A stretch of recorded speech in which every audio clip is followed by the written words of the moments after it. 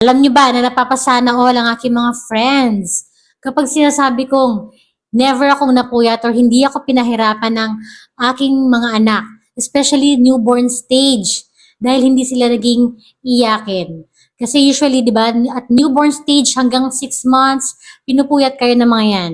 At ang madalas na problem ay incessant crying, yung hindi mo sila mapakalma. Pero pag palatindihin mo yung mga yan, no, since no, pinanganak mo sila, madadala nila ito hanggang toddler. Pero syempre, magbabago din yan kapag 1 year old, 2 years old na sila, 3 years old, depende pa din yan.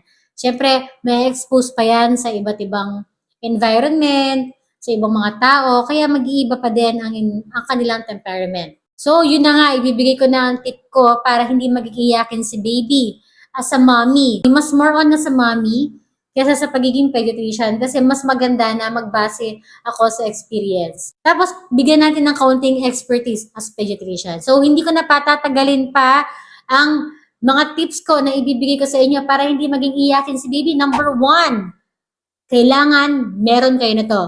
Magandang sleeping routine. Inuna ko ito kasi ito talaga yung madalas na dahilan ng kapaguran ng isang nanay, yung hindi nakakatulog sa gabi dahil iyak ng iyak ang inyong baby. So, dapat meron kayong sleeping routine. Meron akong ginawang vlog nito, 2 sila. Yung isa, yung natutunan ko kay Gib, yung pangalawa yung natutunan ko kay Gon. So, base lahat yon sa experience ko, and of course, as a pediatrician din, nagbigay ako ng insight and kung ano yung nakatulong sa akin para tuloy-tuloy yung tulog nila sa gabi. Check nyo yun, lalagay ko yung link dun sa description box or dito sa taas ng vlog. Sana hindi ko makalimutan. Direct na yon, wala akong paligoy-ligoy, mga tips ko talaga yon. At kung sasabihin ko siya dito, hahaba yung video. Basta ang mahalaga, meron po kayong dapat na routine sa pagpapatulog kay baby. Number 2 na tip, no feeding cues. Kailangan alam po ninyo kung kailan gutom si baby.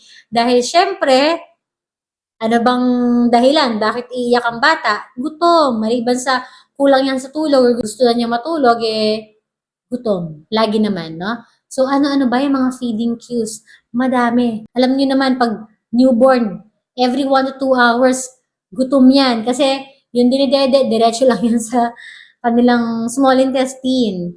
So, tapos maliit pa yung sikmura niyan. Kaya, madalas talaga silang magdede. 1 to 2 hours or per demand na laging ina-advise dyan sa mga first-time mommies. So, kailangan huwag nyo nang patagalin na gutom na yung bata bago nyo padidiin. Naririto yung mga feeding cues na kailangan nyo malaman, mami. So, makikita nyo may mga early, may mga mid, may mga late na. At huwag nyo papaubutin dun sa talagang nagwawala na sila. Kasi masasanay sila. Wala, talagang hindi pa man sila gutom na gutom. Ang baby ay makakapag-adapt yan. Iisipin ng baby na ibibigay nyo lang yung dede kapag talagang iyak na talaga siya. So, kapag sinanay nyo siya sa ganon, or pag sanay siya sa ganon, hindi pa man siya gutom na gutom, iyak na, malala na yung iyak niya. So, dapat doon pa lang sa early stage ng kanyang paghingi ng milk, at tapos, may 1 oras na palang nakalipas or 2 oras, ibigay nyo na yung gatas. Magpa-daddy na kayo. Number 3 na tip para sa inyo, mga mommies, para hindi siya maging iyakin hanggang toddler, is bigay nyo siya ng TLC, Tender Loving Care. So, ikargahin nyo.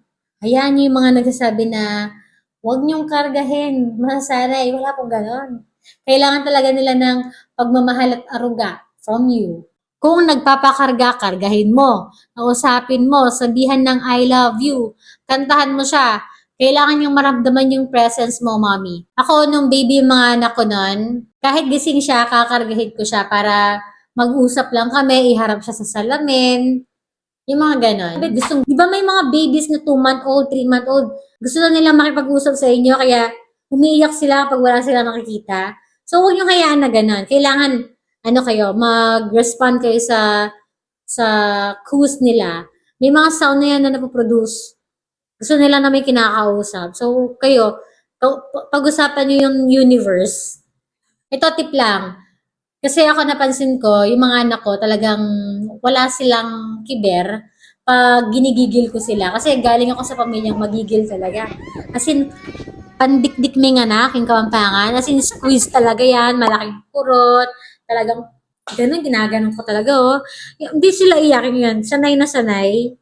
Tapos, meron akong kakilala na hindi siya sanay sa ganun. Kaya pag nabibigla siya pag may bagong environment, o kaya pag ginigigil siya, umiiyak siya.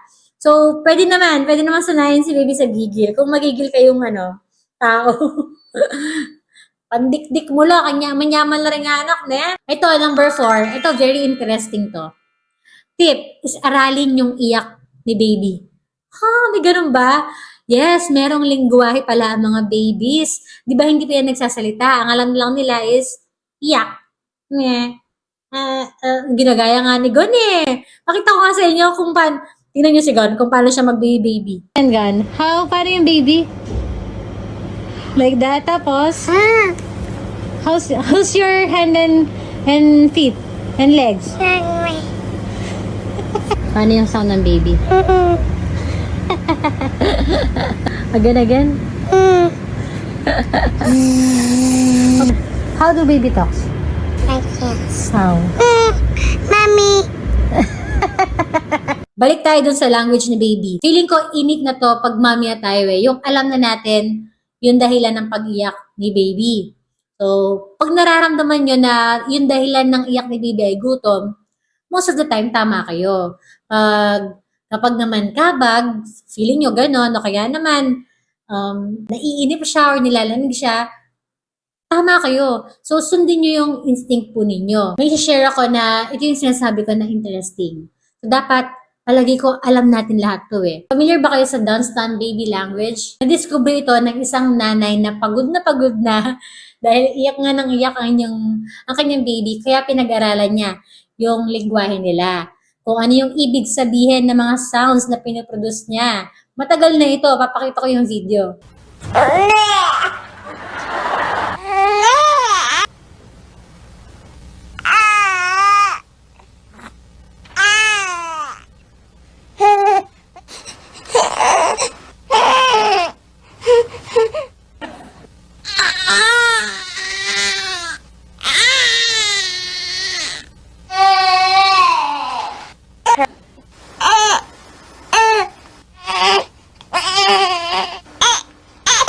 O, di ba? Napansin nyo na ganyan din yung sounds na napoproduce ni baby? Di ba? Parang, parang ganon. Pag alam na natin yon, magiging less yung kanilang pagiging iyakin. So, makakatulong po ito. Isang malaking tip ito para hindi maging sobrang iyakin ang isang baby. Although, di ba, yung iyak is normal lang. Pero yung iyakin na talaga tatawagin mo siya ng pag-aga o kaya iyakin. So, kailangan alam mo yung kanyang lingwahe. Next is, tagalan nyo po yung pagdighay. 2 to 3 out of 10 babies nakaka-experience ng colic. Swerte kapag hindi yan nagkabag. Pero yung talagang meron siyang infantile colic, iniiyakan niya talaga pag gabi, nagpupuyat talaga kayo, eto na, colic talaga siya. So, anong gagawin? Isang paraan para ma-lessen ang kanyang kabag, tagalan niyo po yung pagpapadighay. Kahit nagdighay na yan, huwag niyo siya agad ihihiga. And then tummy time, syempre magpapatingin sa doktor pa din para ma-assess kung colic lang ba talaga ito. And of course, continue breastfeeding. Ito naman yung tanong ng madami, hanggang kailan ba dapat magpadighay kay baby? According to AAP, hanggang 4 to 6 months. Kung ako naman yung tatanungin, wala naman talaga exact age. So, pag na lang nagsa-solid food na si baby, so kailan yon? 6 months. Kasi konti na lang nalulunok na hangin, and then more on solid food na siya, nakakaupo na, konti na lang yung lungad, tsaka yung pagsusuka. So, bawas na yung hangin talaga na naiipon sa tiyan ni baby at that age. So, pwede na kayong mag-stop. Okay, ito, last tip, para hindi maging iyakin si baby. At lagi ko itong kasama sa mga tip ko, huwag i-manifest or i-pray nyo na hindi maging iyakin si baby. Sa mga tip ko, paano maging healthy, paano maging hindi picky eater, basta yung maganda, huwag nyong i-manifest kasi na maging ganun sila. Diba? Or huwag nyo iisipin kasi Naku, na-experience ko na yan. Pag iniisip ko, lagi nang iniisip, nangyayari. Kaya iniisip ko manalo ako sa loto. Pero di ako tumataya. Yun ang pinaka-tip ko. Maging kalmado, maging positive para kalmado din si baby. Hindi siya maging iyakin. Sana nakatulong po ang video na to at pwede nyo i-share ito sa mga mommies, especially sa mga first-time mommy. Paalam!